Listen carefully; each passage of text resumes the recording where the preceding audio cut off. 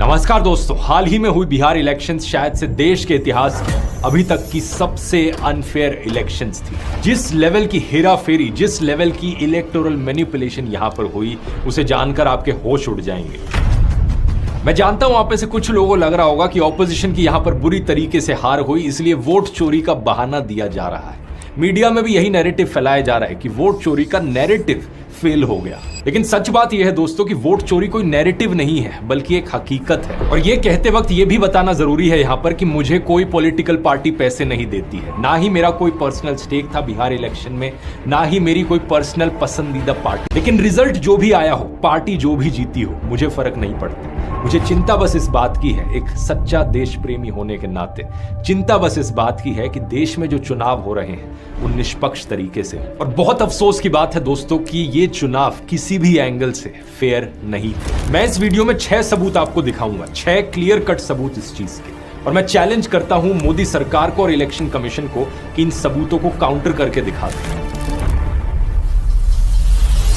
Electoral manipulation का पहला और सबसे बड़ा सबूत है 10,000 रुपए का किस्सा। बिहार में फर्स्ट फेज के चुनाव से सिर्फ 6 दिन पहले 31 अक्टूबर को और सेकंड फेज के चुनाव से 4 दिन पहले 7 नवंबर को बिहार की महिलाओं के अकाउंट में 10-10 हजार रुपए ट्रांसफर किए गए। मेरी राय में और बहुत से और लोगों की राय में यह सीधे तौर पर लीगलाइज्ड ब्राइबरी थी और इससे वोटर को इन्फ्लुएंस किया गया। कहा गया कि स्मॉल बिजनेस शुरू करने के लिए हर परिवार की एक महिला को 10,000 रुपए दिए जाएंगे। इस स्कीम में कुल 1,25,00,000 महिलाओं को 10,000 रुपए दिए गए। इसके साथ ही 6 महीने बाद इन महिलाओं को बाद में 2 लाख रुपए तक की मदद देने का वादा भी किया गया। इस स्कीम का फायदा उठाने के लिए महिलाओं को जीविका सेल्फ हेल्प ग्रुप से जुड़ना था और इन ग्रुप से जुड़ी महिलाओं को जीविका दीदी कहा गया। अब ऊपर से देखोगे ये एक वेलफेयर स्कीम है और सिर्फ इसे इस स्कीम के तौर पर देखा जाए तो मैं इसका विरोध नहीं करता हूं, बिल्कुल भी नहीं करता हूं। छोटे बिजनेसेस को स्टार्ट करने के लिए इस तरीके से पैसे दिए जाना कई बार काफी इफेक्टिव रहता है। लेकिन प्रॉब्लम थी यहां पर इसकी टाइमिंग और जिस तरीके से इसे इंप्लीमेंट किया गया। इस स्कीम को चुनाव से ठीक पहले सितंबर में लाया गया और चुनाव के दौरान भी महिलाओं को पैसे दिए गए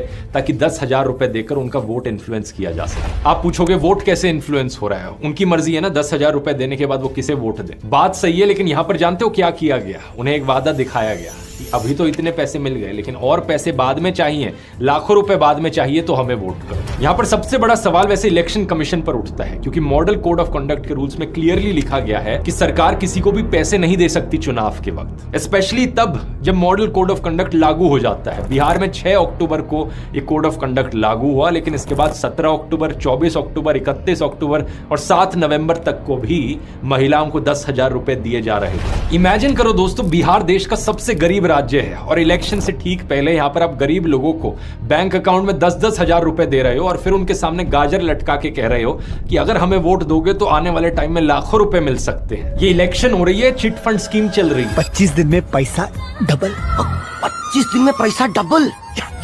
इंटरेस्टिंग चीज यह है दोस्तों कि अगर अपने देश का इतिहास देखोगे, जब भी स्टेट गवर्नमेंट्स ने ऐसा कुछ करने की कोशिश करी थी तो इलेक्शन कमीशन ने किसी भी हालत में ये सब होने नहीं दिया था। जैसे कि मार्च 2004 में इलेक्शन कमीशन ने तमिलनाडु की जयललिता सरकार के किसानों को पैसे देने पर रोक लगा दी थी, जबकि ये स्कीम तो मॉडल कोड ऑफ कंडक्ट लागू होने से 1 साल पहले से चल रही थी। इसी तरह मार्च 2011 में तमिलनाडु में ही इलेक्शन कमीशन ने डीएमके सरकार की फ्री कलर टीवी देने की स्कीम पर भी रोक लगा दी थी। ये स्कीम भी सितंबर 2006 से चल रही थी, लेकिन इलेक्शन कमीशन ने कहा अगर इलेक्शन नजदीक आ रही है तो इस तरीके से फ्री सामान नहीं बांटा जा सकता। इसका और रीसेंट एग्जांपल देख लो, मार्च 2024 में आंध्र प्रदेश सरकार को 6 स्कीम्स के तहत लोगों को 14,000 करोड़ रुपए ट्रांसफर करने से रोक दिया गया था। नवंबर 2023 में तेलंगाना की बीआरएस सरकार किसानों को पर एकड़ 5,000 रुपए देना चाहती थी, लेकिन उन्हें रोक दिया गया था क्योंकि फाइनेंस मिनिस्टर हरीश राव ने अपने चुनाव प्रचार में कहा था कि 30 नवंबर को वोटिंग से एक दिन पहले किसानों के अकाउंट में पैसा आना शुरू हो जाएगा। अब जाहिर सी बात है ये चीज एक तरीके की रिश्वत ही है। अगर आपको वेलफेयर स्कीम लागू करनी ही है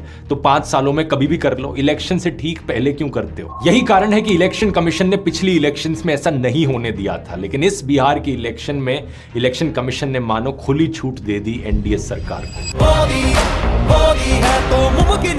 ना सिर्फ इलेक्शन चलते चलते उन्हें पैसे बांटने दिए गए, बल्कि इसके अलावा सुनो, वोटिंग के दौरान 1,80,000 से ज्यादा जीविका दीदी को वॉलंटियर्स के तौर पर इलेक्शन ड्यूटी पर लगा दिया। यानी कि जिन महिलाओं को 10-10 हजार रुपए मिल रहे थे उन्हें इलेक्शन ड्यूटी पर भी लगा दिया गया कि जाओ सबको जाकर बताओ ये चीज। मेरी राय में सिर्फ एक यही चीज पूरी इलेक्शन को खारिज करने के लिए काफी है, लेकिन 5 और सबूत हैं।